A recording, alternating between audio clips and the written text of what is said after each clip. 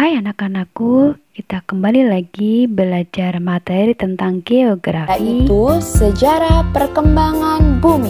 Sejarah perkembangan bumi dibedakan oleh era. Era dibagi menjadi 4 bagian.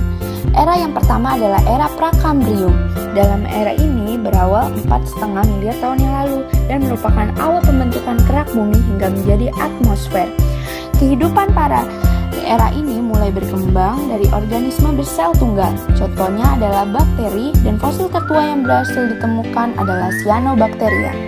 Yang kedua adalah era Paleozoik. Era ini dibagi ke dalam 6 periode, yaitu periode yang pertama adalah periode Kambrium. Periode ini dimulai 600 juta tahun yang lalu. Fosil yang banyak dijumpai adalah cacing, koral, moluska, arthropoda, dan alga. Yang kedua adalah periode Ordovisium. Periode ini dimulai 480 juta tahun yang lalu. Periode ini dicirikan oleh munculnya ikan tanpa rahang yang merupakan hewan bertulang belakang paling tua, yang contohnya adalah bintang laut.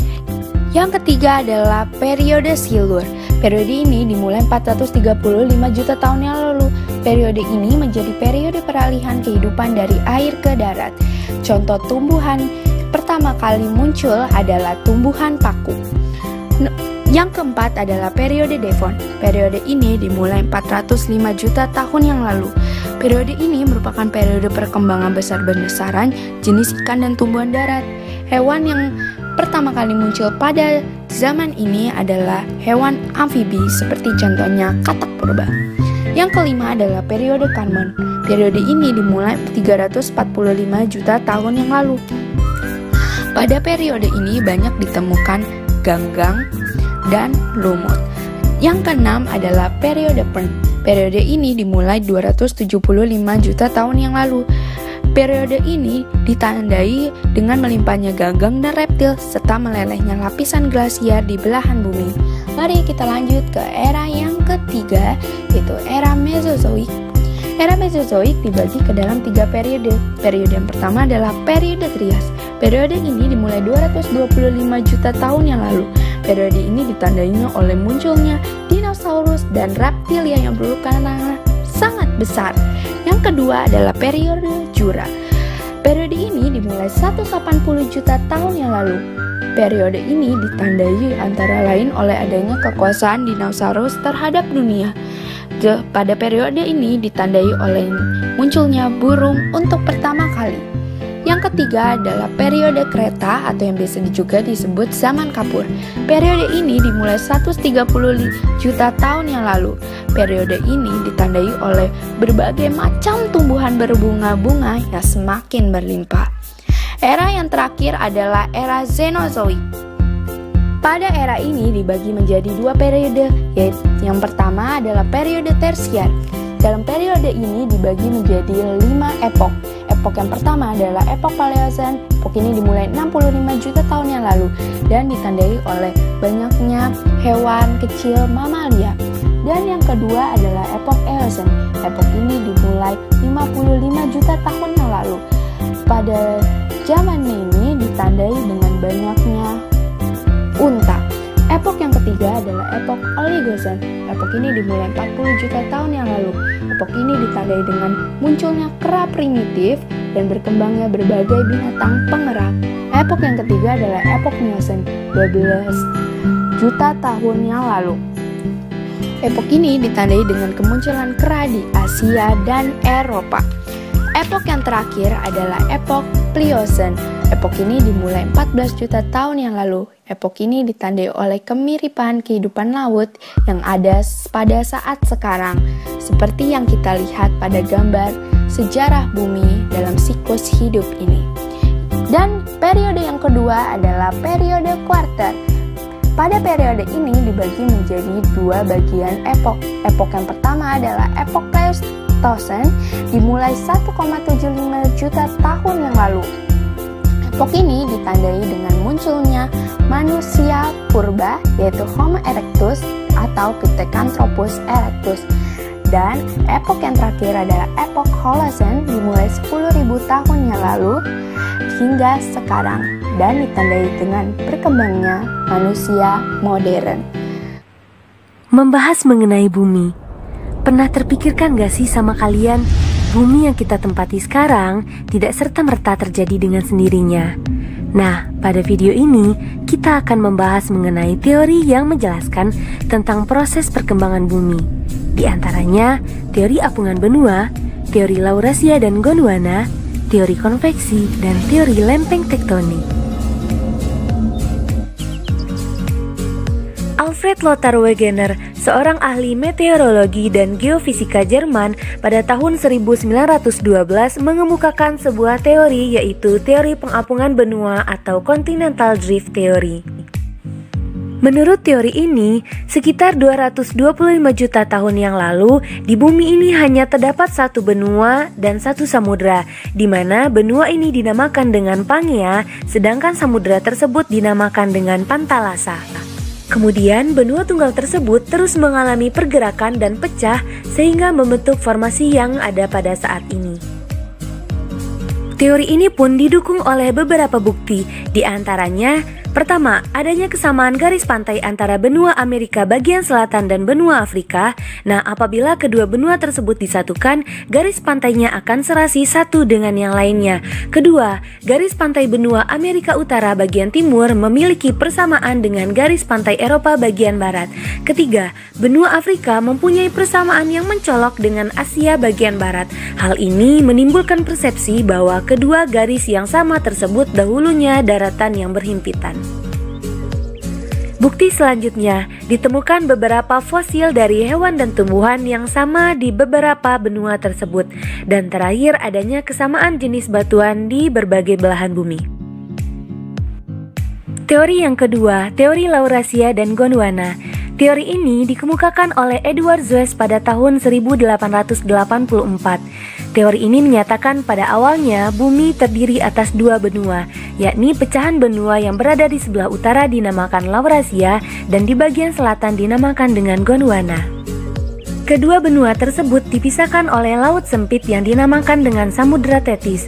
Akhirnya, untuk beberapa tahun kemudian, kedua benua tersebut mengalami retak-retak dan pecah sehingga menjadi benua yang ada seperti sekarang. Laurasia menjadi Amerika Utara, Asia, dan Eropa, dan Gondwana menjadi Amerika Selatan, Afrika, Australia, dan Antartika.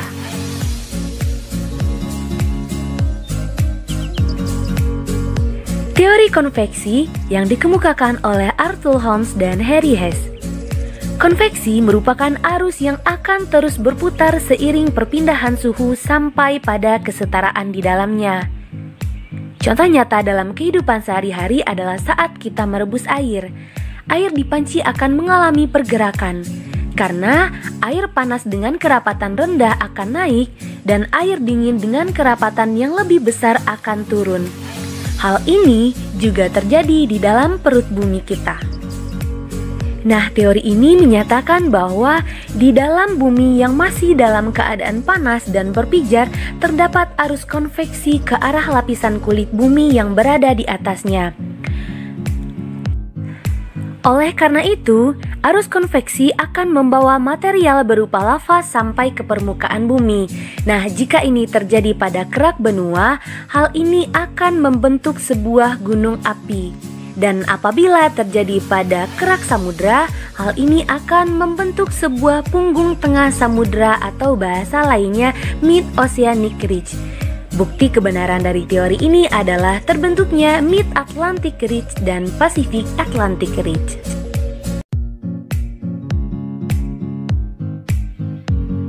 Teori lempeng tektonik dikemukakan oleh Tozo Wilson, yang menyatakan bahwa kulit bumi atau litosfer terdiri atas beberapa lempeng tektonik yang berada di atas lapisan astenosfer. Seperti yang telah dibahas pada teori sebelumnya, nah, lapisan astenosfer ini memiliki arus konveksi yang kemudian akan menggerakkan lapisan litosfer atau lempeng-lempeng yang berada di atasnya. Pergerakan lapisan ini tidak beraturan yang dikelompokkan menjadi 3 pergerakan lempeng, yaitu gerak lempeng konvergen atau mendekat, gerak lempeng divergen atau menjauh, dan gerak lempeng berpapasan atau transform. Bagaimana pengaruh dari pergerakan dari lempeng ini?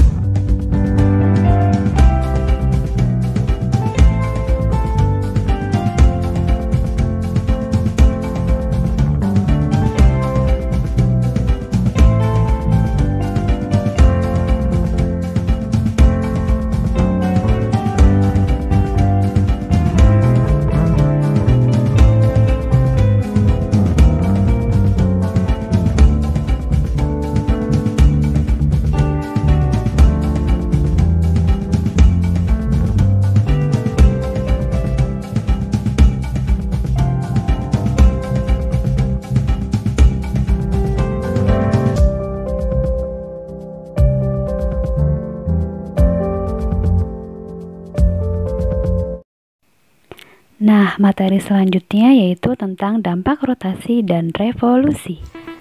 Rotasi bumi adalah perputaran bumi pada porosnya dengan arah perputaran dari arah barat ke timur. Masa rotasi bumi pada sumbunya dalam hubungannya dengan matahari memerlukan waktu 23 jam, 56 menit, dan 4091 detik atau 24 jam.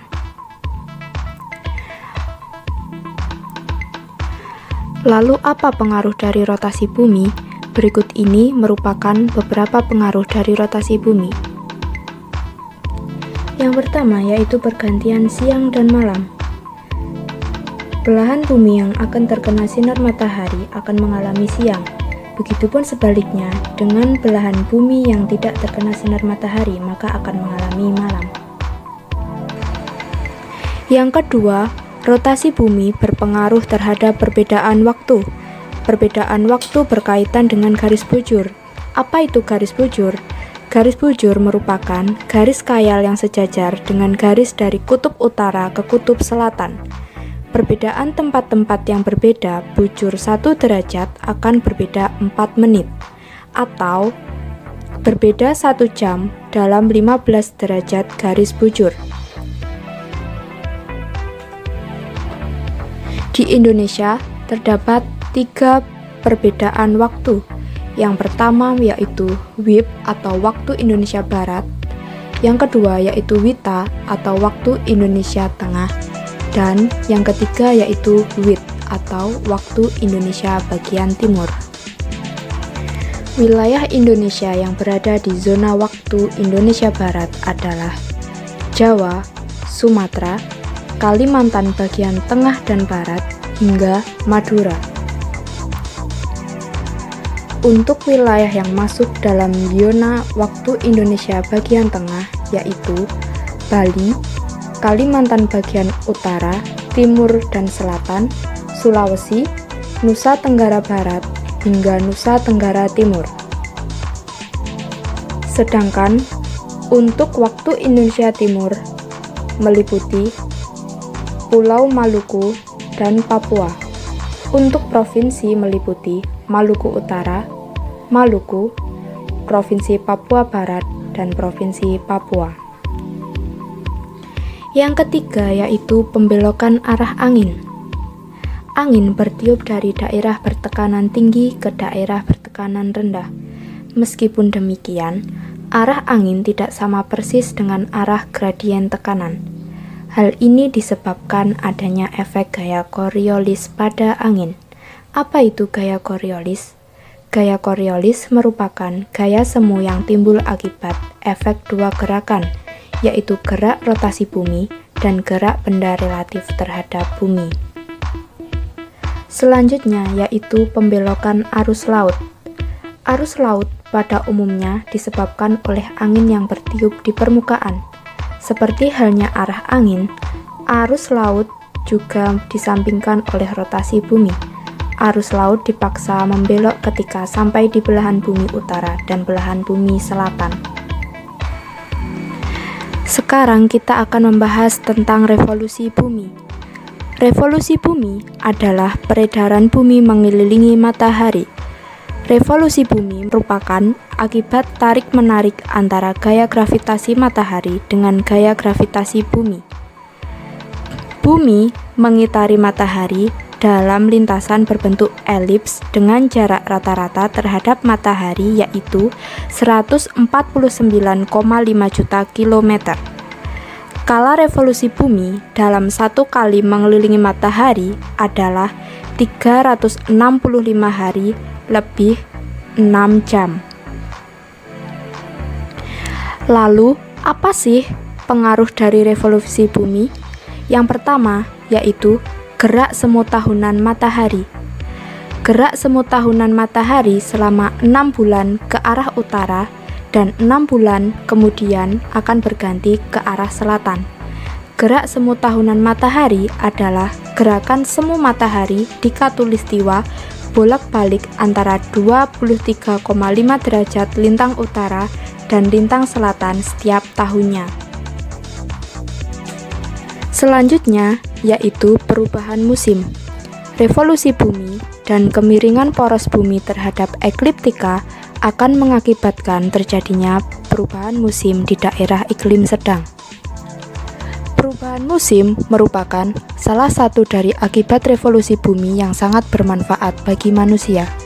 Pada umumnya, kita mengenal 4 musim, yaitu musim panas, musim dingin, musim gugur, dan musim semi.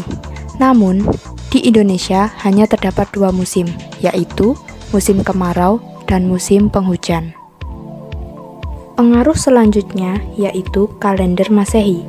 Lama waktu dalam setahun adalah 365 hari.